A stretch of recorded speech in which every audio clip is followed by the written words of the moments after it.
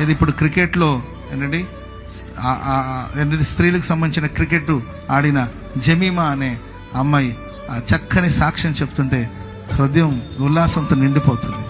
ప్రపంచమంతా చూస్తున్నారండి. ఆ అమ్మాయి దేవుణ్ణి స్తుతిస్తుంది. సాయంకాలము ఏడుపు వచ్చి రాత్రంతా ఉండినను ఉదయమున సంతోషం కలుగుతుంది. మా దేవుడు నేను కాదు పోరాడింది, నేను కాదు ఆడింది, దేవుడే నాకు విజయాన్ని ప్రసాదించాడు. ఆయనకే ఘనత కలుగునుగాక, ఆయనకే ఘనత కలుగునుగాక, ఆయనకే మహిమ కలుగునుగాక. హల్లెలూయా.